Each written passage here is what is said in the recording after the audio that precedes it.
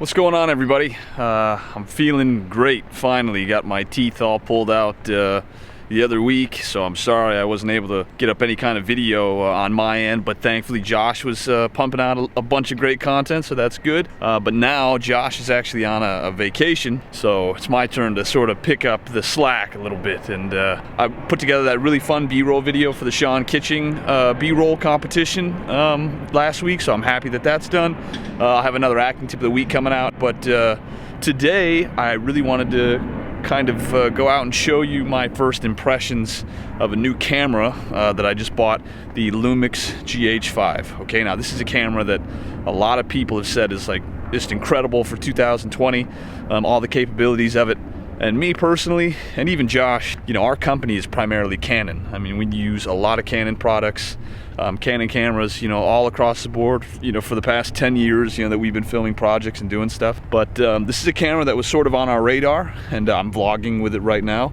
It's super heavy with the cage on. I can barely hold my arm up, and I have this, you know, 28mm lens on, so I'm sorry it's a little close, but it's as far away as I can get at the moment. But I really wanted to go out and get some footage with it, and then maybe do a little sit down and just kind of talk about what I like about it, you know, maybe what I don't like, you know, what I plan to use it for, and yeah, I guess we'll just see how things go. So here's some test footage that I've been getting around town where I live, okay, so check it out.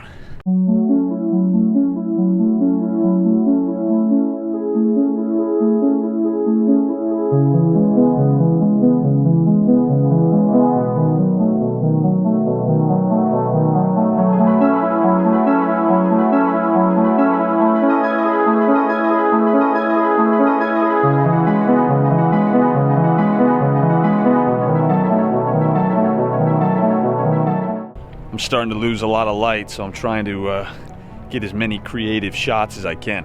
But one of the things I really like about this camera, which I want to share before we get to the sit down, is just that I love the feel of it.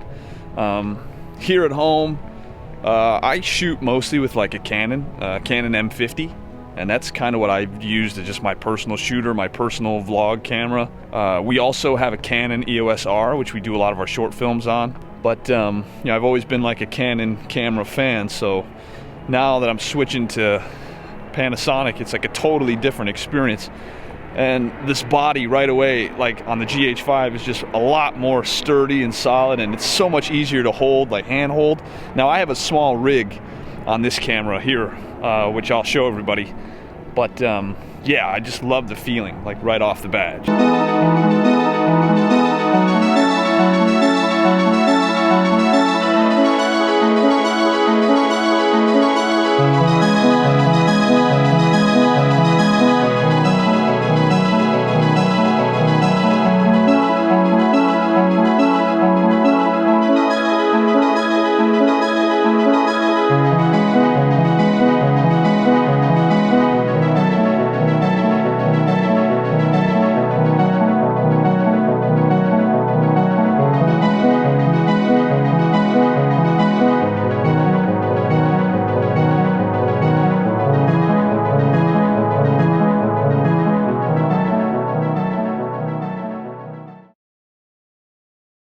Okay, what's up everyone? I'm back. It was getting really dark, so I just decided to sort of forget about it and come back inside. The cool thing is that, so like with the GH5, so here, this is a shot of the camera, check it out. I just got this nice rig for it today from, what does it say, NICEYRIG?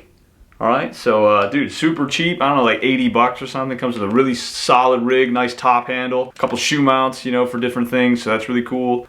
Makes it really easy to just carry and shoot with, move around. I'm super stoked with it. Right now I'm using my M50 to vlog with. And that's like another benefit that I really wanted to get a second camera so that I could use this camera as, you know, like my B-roll shooter, my second shooter on set, different projects that we do. So now that I have the GH5, you know, I can feel like I can sort of put together like projects whenever I want, and then I can use the M50, you know, for any backup stuff, or if I have a friend come shoot with me, you know, they can do second camera work with the M50. So it's really important to kind of have those things. Back to the camera here. So first impressions, like I said, let me take it out of the rig so we can kind of explore what the body's like. You have to use a quarter to, this is like the perfect cameraman tool, like that everybody should use. Just have a quarter handy that you can unscrew stuff with. It's really that simple.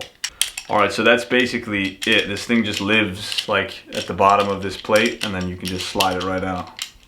Boom, see, done. See, so this is really it. This is the cage. Actually, it's already put together when you buy it, which is really cool. The only thing I had to screw in is just the top handle with 2 Allen wrenches. But man, this thing is super solid. I was really impressed with this.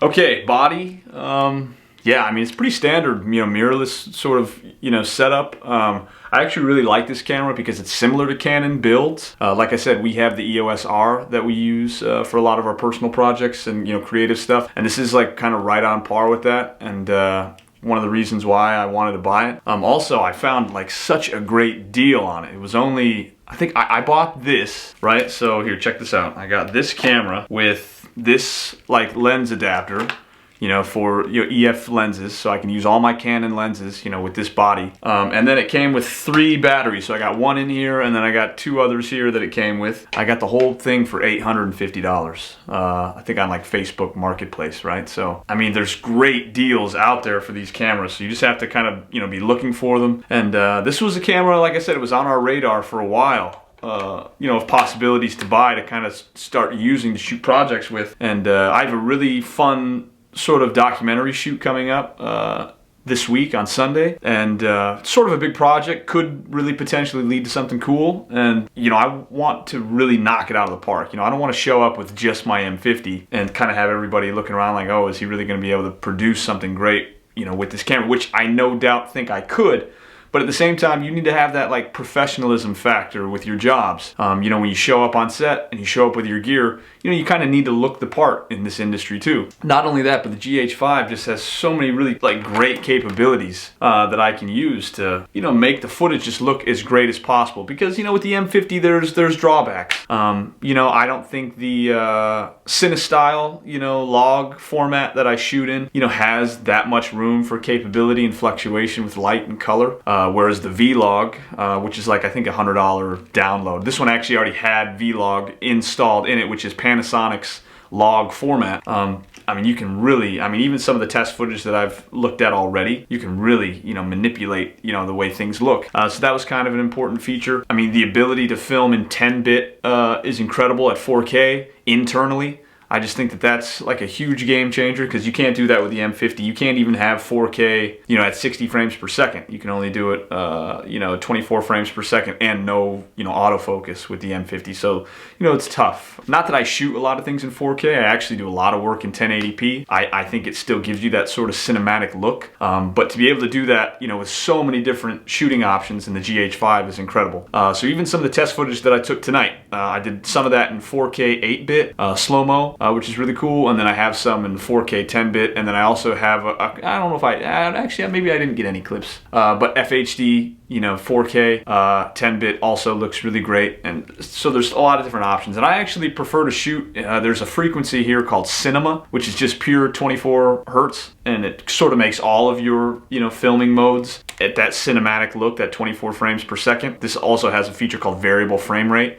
so you can kind of set that frame rate you know, internally alongside any frame rate you're going to be shooting at, so it automatically, you know, compensates for that. You can kind of, so like I have, so even though it's at 24 frames per second, I can use the variable frame rate to change that frame rate to 60 frames per second, although I'm shooting, you know, in that 24 cinematic look, you know, and use it in slow motion, you know, with the 4K 8-bit filming. I think that is explained right. I'm still learning a lot of this stuff with this camera, and there's some really great forums like on Facebook, like Lumix GH5 groups that I joined.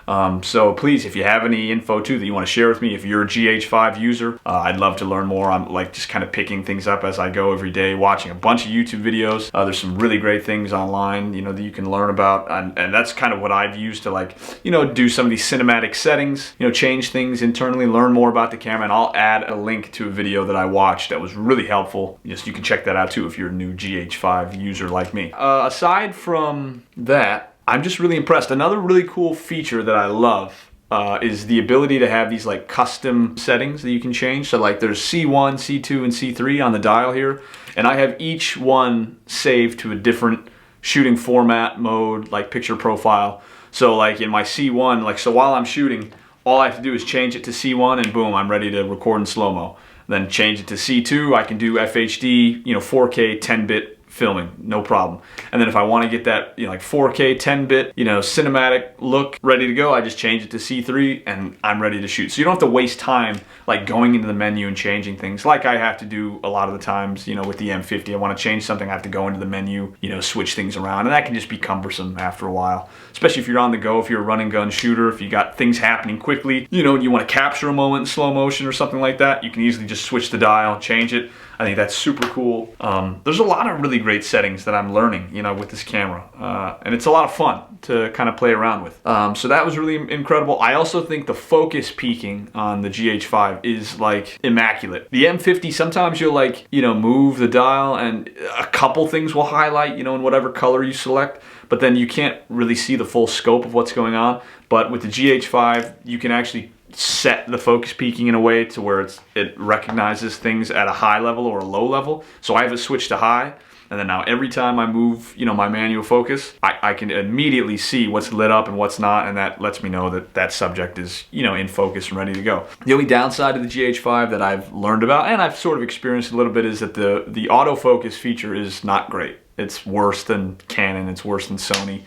So I actually just shoot everything in manual focus, and you can easily move this dial here to MF lock, so manual focus lock. So all the lenses that you put on will be manual focus, so that's really cool. And with that focus peaking, it just makes it super simple. Plus I shoot with a lot of like vintage lenses, you know, older camera lenses, so all of them are manual focus anyway, so it's really not a big deal. It actually just kind of makes me feel more versatile, you know, with my abilities to kind of like keep focus and move and shoot. And I think that's really important. So that's like a really cool feature too. And then another thing that I love is just this touchscreen is so much more responsive than Canon or any other touchscreen I've used. I mean, it's like really intuitive. You can drag, like move things on the histogram.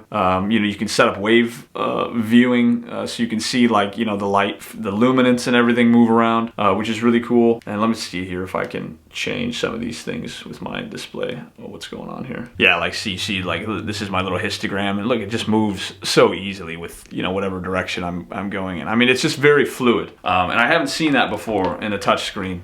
Usually there's a little bit of lag, or it might feel clunky or something like that, but no, with the GH5 it's like super smooth. The colors that I'm seeing on the monitor are actually pretty close to what, you know, everything looks like. I mean, like when I move this footage over to the computer, it actually looks, you know, like pretty spot on, you know, like what I'm seeing here. So I'm really excited. I also bought a brand new monitor that should be here tomorrow. It's an Andycine 4K monitor. I've heard some really great things about it, and it's a budget monitor. I didn't want to spend too much because I actually use my mobile, like I use my phone a lot to kind of look at, you know, footage through the app. Panasonic has a stellar mobile app that allows you to have so much functionality. I think that's another huge advantage it has over the M50. The Canon Connect app is good too. I mean, don't get me wrong, I love that app. I use it all the time for the M50. But I will say that the Panasonic app has just a lot more, just more functionality. I mean, it's just more fluid, less lag, which is really great. So if you're gonna do live viewing, you know, the latency is just really minuscule. Like you can't really see so much, you know, lag time and stuff. I think it's really incredible. Plus, you know, if you want to kind of instantly share photos with yourself or files, it downloads really quick. So the connectivity is really great. So definitely check out the Panasonic app if you're a G5 user. Well, I hope you really enjoyed that video. It was a lot of fun to shoot, just to, like I said, get used to the camera. You know, using the motions. The image stabilization in the GH5 is really good. So all those shots are just handheld, you know, kind of using the cage, top handle, you know, moving around. But also a really cool tip is that the body itself has image stabilization built into it, which is really good. But if you also use the Panasonic lenses that have image stabilization, the body will recognize that IS in the lens and then also use both mechanics to like create a very steady shot. So you actually get like double image stabilization, which is really cool. I don't really have any Panasonic lenses now, so I haven't been able to really test that out or prove that theory. But just from me hand holding with, you know, these vintage lenses, I mean, I can notice right away that it's pretty smooth. So I didn't really feel like I had to bust out the gimbal, you know, or do any of that, although I'm sure I will use it, especially this weekend for the shoot coming up. But, you know, if you're just in a pinch, you need to hand hold things, this is like really great. great. So, like I said, I'm still learning the camera. This is just sort of my first impressions with it, but as I use it more and shoot more projects with it, I'm definitely going to be sharing more videos to explain, you know, what I like about it, maybe what I don't like, and it's just really exciting to kind of have new equipment and, you know, progress as a filmmaker, and you know, making those investments to have, you know, versatile equipment to do different things, and, you know, just have a different experience with all the projects that you make. So I encourage you to kind of go out, if you've been like itching to buy a certain camera, you know, and you feel like you're ready for that jump, you know, definitely go for it. You know, filmmaking is all about learning and doing a lot of fun things, having, you know, being creative and, you know, doing what you can to produce the best work, and definitely using what you have to produce the best work. So now that I have the GH5, I'm feeling like, you know, it's gonna be really cool. It's just gonna add to my arsenal along with whatever I'm doing with the M50. Thank you all so much for watching. Don't forget to subscribe to our channel. If you want to connect with me, you can find me on Instagram at @ChaseYee_. You can connect with us on our website, doyenartist.com, or find us on Instagram at doyenartist. So thank you so much, and we'll be back soon. Okay, peace.